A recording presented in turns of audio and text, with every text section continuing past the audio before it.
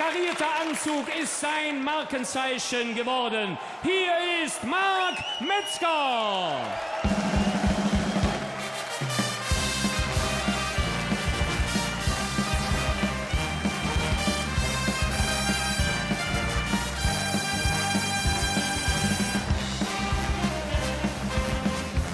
Alles woanders heute.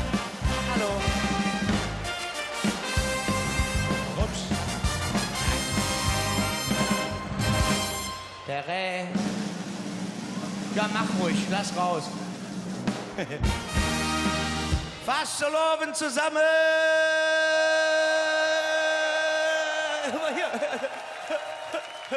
Hier. Das ist der schönste Saal, den ich je gesehen habe. Die Stimmung hat ihren Höhepunkt erreicht, das kann ich nicht mehr toppen. Tschüss zusammen. Hindurch. War das in Ordnung so von der Zeit? Ist das in Ordnung? Ja. Nee, nicht? Ich muss das gerade erklären. Wir haben so eine kurze Session. Jetzt sagen alle immer, halt die Schritte zusammen, mach ein bisschen schneller. Hier, das Kamerakind da unten, hier oben ist das Programm. Ich habe jahrelang dafür gearbeitet, ins Fernsehen zu kommen. Jetzt machst du den ohne Karte rein die ganze Zeit. Geh mal aus dem Bild, das riecht mich direkt zu Beginn auf. Das ist, geh weg. Und nicht so nah, ihr seid HD und ich hab Mischhaut. Das ist unfair, was du da machst. Hier, das sind immer, muss das den Leuten, die hinten sitzen, die die Karten bezahlt haben. Hier vorne, ja, hier ist... Psst. Hier vorne, das ist immer, ja, wir Redner sagen, das ist der Tisch, ne? Der Tisch. Da sitzen jedes Jahr die gleichen Köpfe, immer die gleichen Köpfe. Die fahren die nach der Veranstaltung mit dem Tisch raus auf den Gang. Dann kommt da eine Plane drüber. Und im nächsten Jahr fahren die genauso wieder rein. Ja, das ist in Köln Tradition. Ihr müsst ab und zu ein bisschen Febrés dran machen. Es riecht was streng so langsam, ne? Ist schön bei euch, muss man sagen. Ich war gerade noch richtig in Rage. Und jetzt haben sie wieder gesagt, mach nicht zu lange. Es ist eine kurze Session. Ich finde das so schade. Ich habe in diesem Jahr 11 Jahre Kölner Karneval. Ich wollte einen riesen Fass aufmachen. Ja. Tschüss zusammen. Nein, dann sagen sie, ich soll kürzer machen. Vor allem, was mir aufgefallen ist in der letzten Zeit, das tut mir sehr weh. Es ist gesagt worden, der Kölner Karneval, Sie können die Hände auseinander machen. Ich bin nicht der Wanderprediger, ich bin Programm. Was habt ihr da vorne hingelegt? Komm ich nicht klar drauf. Ganz komische Menschen. Haben Sie Freude? Das ist Kölner Karneval, das ist wie Fasching, nur mit Stimmung. Ja? Was klatschen Sie denn jetzt dazwischen? Haben Sie ein anderes Programm oder was ist denn hier los? Ich mach mal da drüben, weil schlafen Sie durch, die sind mir lieber irgendwie. Das ist. Ich sagte gerade, da sind Sie gerade aufgewacht. Ich sagte, dass in den Medien. Ist das noch Lachen oder kollabieren Sie? Ich habe Angst so langsam. Sie haben gesagt, dass in den Medien so dargestellt wird, dass der Karneval nicht mehr zeitgemäß ist. Das hat mir sehr wehgetan, muss ich ganz ehrlich sagen. Ich mache seit 11 Jahren Kölner Karneval. Jetzt sind wir plötzlich, jetzt hast du schon wieder den da. Hallo? Geh da weg, ich setz mich da hin. Geh du rauf, geh du auf die Bühne, geh da rauf. Und wenn das die einzige Möglichkeit ist, ins Bild zu kommen, dann mache ich das so. So, also. Ruhe, ich arbeite. Ja, das ist... Gehen Sie doch damit weg. Das kann ich doch nicht annehmen. Eine Salzstange, hast du 20 € weg. Das geht doch nicht. Hör auf. Der Karneval ist... Nee, ich kann die Leute nicht sehen. Ich gehe mal wieder hier hoch. Setz dich. Genieß es.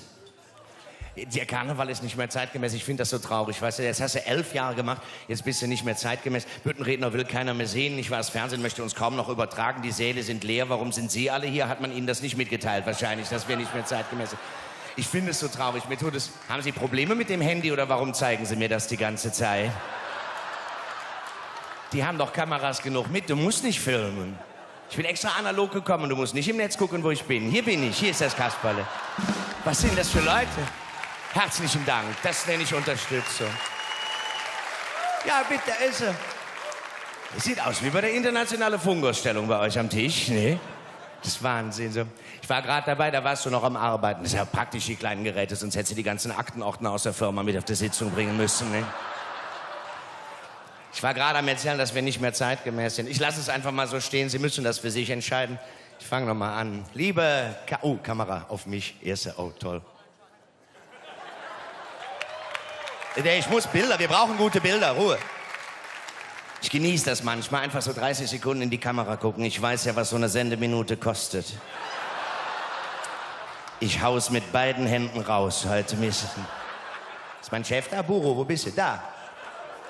Du hast mir das letztes Jahr erlaubt. Du hast mich letztes Jahr bei dieser Veranstaltung zum Intendanten gemacht. Du erinnerst dich? Ich hätte nie gedacht, wie wenig man als Intendant zu sagen hat, wenn man das erste Mal ist. Das ist Wahnsinn. Das ist Wahnsinn. Was jetzt? Was denn? Jetzt läuft's. Es läuft. Jetzt geht's ab. Du bist schuld. Ach ja, komm, wir kriegen die Zeit schon rum. Ist ja vereinzelt noch Fröhlichkeit in den Gesichtern zu erahnen hier vorne. Nee. Was sind das für Menschen? Habt ihr mir wieder einen Bus aus dem Sauerland in die erste Reihe geschüttet? Jetzt soll ich hier... Ja, ihr lacht, ich muss hier arbeiten, das ist schwer. Da ist einer aus dem Sauerland. Wer pfeift, hat Luft im Kopf. Raus. Nee. Schön bei euch. Ich mag das schon. Es werden schöne 4 Stunden mit uns. Ich sehe das kommen, ja. Nee, das ist ja, du hast das direkt so, du hast das im Gefühl, wenn du in den Saal reinkommst, du spürst das. Ne? Manchmal kommst du in den Gürtel nicht, da denkst du, leck mir mal Arsch, hier bist du aber der Einzige, der Spaß hat gerade. Ne? Aber hier, ja, wir sind ja nicht mehr zeitgemäß. Ich habe auch nichts vorbereitet jetzt an Rede. Hier, rechts neben dir ist ausgegangen, schubst ihn mal an, da ist kein Leben mehr drin. Ja, bitte, ihr seid Bühnenbild. Kommst du rein, denkst du, der Wandteppich bewegt sich, kriegst du richtig Angst. Hier, weil, ja, komm.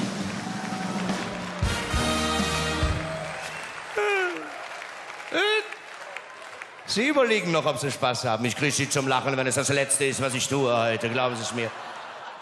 Hat mir so von der Stimmung erzählt. Nee, ist wirklich, was mache ich jetzt? Ich habe keine Rede, weil ist ja, was soll man was machen? Was der Kölner gerne macht, ist ja schimpfen. Generell, ne, gerade weil ich sie alle da sehe, wird so über den Fußball ja im Moment. Ich habe das nicht verstanden, vielleicht können Sie mir da mal weiterhelfen. Wir hatten ja die WM im eigenen, also es war im eigenen Land, war Fußball. Das war gekommen, weil Geld geflossen wäre in ein anderes Land. Deswegen hätten wir im eigenen Land Fußball. Wäre so gewesen. Dann haben die in dem Land angerufen, wo die hingeflossen ist und haben gesagt, wie viel war es denn und was habt ihr damit gemacht? Und dann haben die gesagt, wissen wir auch nicht mehr so genau, ist lange her.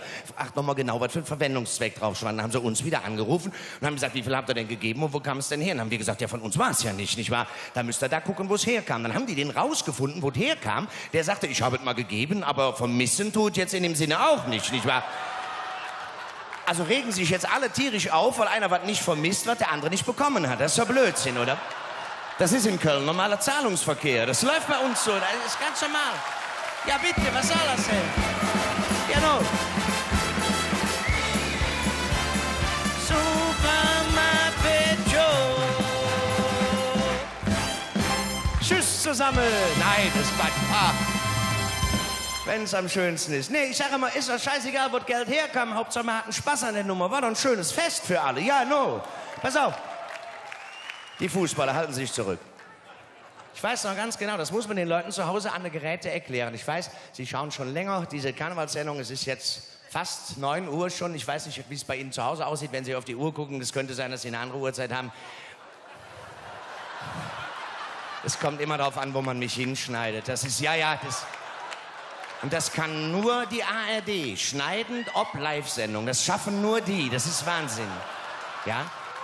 Also wenn Sie jetzt eine andere Uhrzeit haben, das geht alles hoch zum Satelliten und einmal rumherum. Das kann passieren. Ich möchte an dieser Stelle mal was sagen, auch für Sie zu Hause. Wir haben in Köln so ein doofes Bild im Moment. Das war damals, als wir im eigenen Land waren.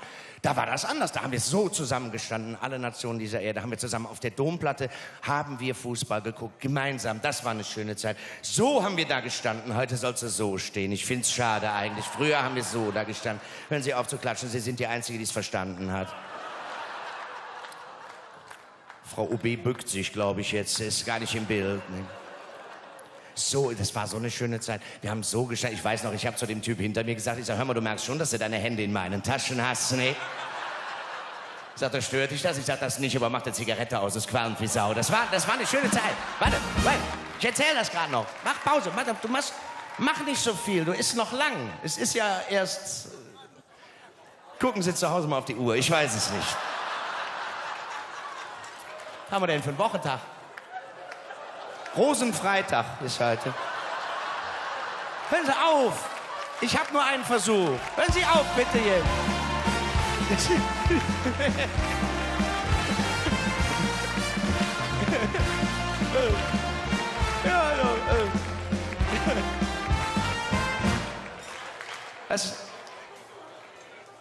Die Auswärtigen möchten singen. Spielen Sie auch auf Bestellung? Ist schön bei euch, ne? Nein, ich erzähle das gerade noch und dann fange ich auch an. Ich hatte schon angedeutet, ich habe noch ein Feuerwerk der guten Laune vorbereitet. Das wird ein Riesenhit. Du schmeißt dich vom Stuhl vor Freude, sehr wahrscheinlich. Ja, du nicht. Wenn Sie Lust haben, einer muss vom Stuhl. Oh, Entschuldigung, habe ich Sie gestört. Das ist mir sehr unangenehm. Machen Sie, was Sie wollen. Das ist ja, wie gesagt, das ist ja ein freies Land, ein freies Programm. Sie können sich zu Boden werfen und in die Auslegeware beißen. Das ist völlig egal, was Sie machen. Wenn ich Sie störe, machen Sie einfach husch, husch, dann geht der Onkel woanders hin. Ich gehe mal hier rüber. Ich wollte das gerade noch erzählen, dann fange ich mit dem Programm an. Wir haben ja nicht so viel Sendezeit. Obwohl, wir sind ja live, kann ja keiner schneiden. So, pass auf. Das ist so ein geiles Gefühl, wenn du weißt, ich fliege raus aus der Sendung. Da kannst du machen, was du willst. Das ist total schön. Ne? Da, ja. Guck mal hier. Das ist so geil. Der Buru sitzt da mit dem Taschenrechner. Geht noch. Ah, wo waren wir stehen geblieben? Weißt du das noch? Ich bin raus. Ach so, ich wollte das gerade noch erzählen vom Fußball. Das war eine schöne Zeit. Wir haben zusammengestanden auf der Domplatte. Das war, ja, neben mir stand ein Mädchen, die nervte ein bisschen. Die rief immer, Abseits! Ich sag, was? Abseits! Ich sag, Liebchen, kann kein Abseits gewesen sein. Ist Halbzeit im Moment. Ne? Ist Quatsch, was du sagst. Ne? Das war ganz klar Abseits! Ich sag, Mädchen, pass mal auf. Wir Kölner lernen in der 1. Klasse der Grundschule, was Abseits bedeutet. Und zwar im Fach Mathematik, Themengebiet Mengenlehre. Herr Spinner guckt verzweifelt. Sie waren nicht in der Grundschule, wahrscheinlich nicht. Jetzt muss ich ihm das erklären. Kann ich das gerade machen? Sonst ist das blöd für ihn. Einmal Abseitsregeln, nur für Sie. Wir haben einen Kreis. In diesem Kreis stehen fussige Kinder. Ich habe nicht gesagt, dass das lustig wird. Ne? Ich habe nur gesagt, ich erkläre es. Wir haben einen zweiten Kreis. In diesem Kreis stehen dicke Kinder mit Hornbrille. Was haben Sie eine dreckige Lache? Sie will ich als Klingelton. Das habe ich schon nie gehört, sowas. Und wir haben einen dritten Kreis. In diesem Kreis stehen Kinder mit Zahnspange und Kortlatzhose. Und ich, arme Sau, stand in der Schnittmenge. Ich war ein kleines, dickes, fussiges Kind mit Zahnspange, Hornbrille und Kortlatzhose. Das ist Abseits, sag ich dir. Das hat wehgetan. Jahrelang musste ich da... Ja, no. Ach komm, ich fange jetzt an, ne? Ja. Oh, schade, Zeit rum. Tschüss. Das ist ja... Singt noch ein bisschen. Mir ist das nicht, der ist auch schon, ich sehe es gerade, kommt schon die nächste Nummer, ne? Das ist in meinem Kölner Karneval, da kommt eine Nummer und dann drängeln die, ne? Wir wollen auch auf die Bühne. Ich habe 25 Minuten, die mache ich auch, wenn ich Bock habe, mache ich länger und ich habe Bock, glaub mir, ich mache 35, ja, das so nicht. Der ist egal. Ja. Du ziehst es unnötig in die Länge jetzt, aber ja. Sie haben nichts verpasst. Die haben nur ein Lied, gleichen Hosen an. Das ist egal. Ich mache noch ein bisschen. Habt ihr Waffen mit? Nein. Ich muss das mal sagen, dass, wenn wir so lustig miteinander reden, ich finde es ja eigentlich sehr schön, aber Sie merken es schon, ne, dass wir so ein bisschen traurig sind, weil wir nicht mehr zeitgemäß sind. Ist schade. Wir bräuchten so ein bisschen asiatische Gelassenheit, sage ich immer. Das haben wir nicht. Der Rheinländer und der Kölner an sich, wir haben so Mentalität, die ist so toll, aber diese asiatische Gelassenheit, dieses Lächeln, trivial, ne, du kannst dem Asiaten ans Knie treten, der entschuldigt sich bei dir und lächelt dabei. Das ist so schön. Die sind so in Asiatien. Das ist deren, die sind ja, das haben die, ich erzähle das gerade, oder musst du zum Bus? Nein. Die sind von der Mentalität so, weil Konfuzius dem Asiate das beigebracht hat. Konfuzius hat damals zum Asiaten gesagt,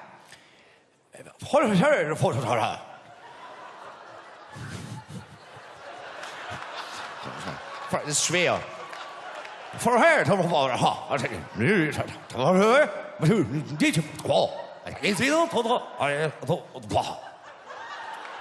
Ja, er hatte doch recht, sind wir doch mal ehrlich. Lass das doch mal, nehmt das doch mal für euch an.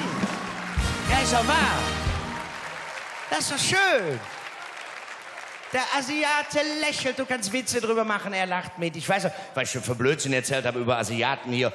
Warum lacht der Chinese am Kölner Weihnachtsmarkt? Weil er da das Zeug kaufen kann, weil er vor 2 Wochen zu Hause gebastelt hat. So ein Zeug, ne?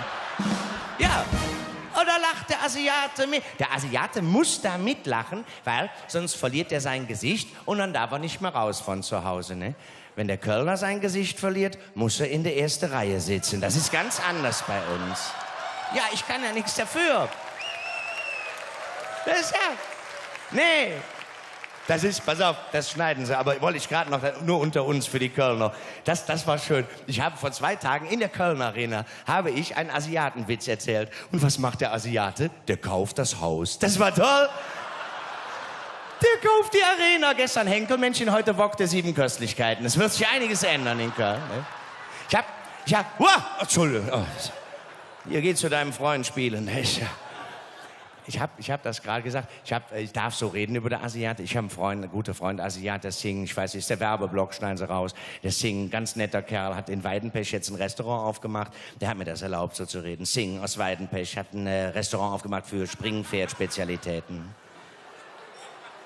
Hop Sing, gehen Sie mal hin, das ist ein schöner Laden, muss man, ja. Und der hat mir gesagt, was regst du dich so auf, dass ihr eine andere Mentalität wollt? Ihr habt doch alles, was ihr braucht. Ihr seid bekloppt. Und da habe ich gedacht, hat er eigentlich recht.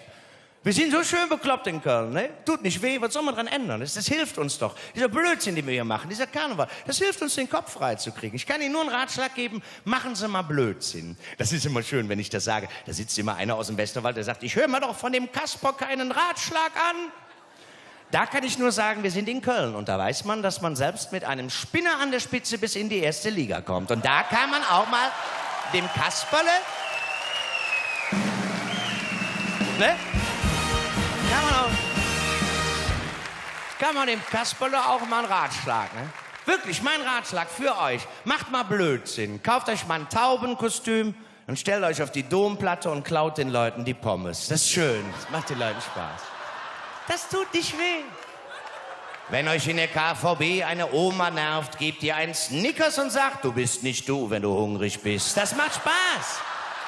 Lasst uns diesen Blödsinn machen. Ich sage immer, der Karneval ist vor vielen Jahren mal erfunden worden, um für Blödsinn zu machen. Da ging es den Leuten auch nicht so gut. Wir Kölner sind nicht blöd. Ja, wir kriegen schon alles mit. Und das Gesicht, was von Köln momentan um die Welt geht, das ist nicht unser Gesicht. Ihr seid unser Gesicht. Wir sind unser Gesicht. Wir sind Karneval. Und wir sollten dieses Fest weiter feiern. Nee, das macht man nicht, ne? Lasst uns unser Fest weiterhin dazu nutzen, ein paar Minuten am Tag Blödsinn zu machen. Wenn wir das machen, haben wir genug Energie, um den ganzen Schwachsinn, Irrsinn und Unsinn zu ertragen, den wir eigentlich nicht haben wollen. Dann können wir sagen, wir stellen alles auf den Kopf, aber morgen räumen wir auch wieder mit auf. Ich wünsche euch einen friedlichen Karneval. Schön, dass ich hier sein durfte. Seid nett zueinander. Tschüss zusammen und Alaf. Eure Blötschkopf. Dankeschön.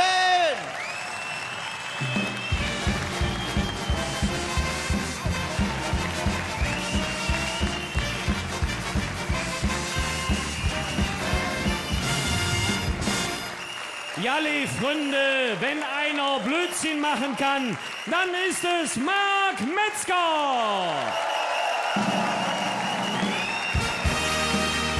Unser Marc Metzger ist weit mehr als ein Redner, sondern er ist eine Type im Kölschen Fasteleer. 11 Jahre ist er dabei und ich glaube, man kann ihn schon jetzt in einer Reihe nennen mit Hans Hachenberg, der Doofnuss, mit Hans Süper und jetzt Hans Metzger. Ah nee, Marc Metzger.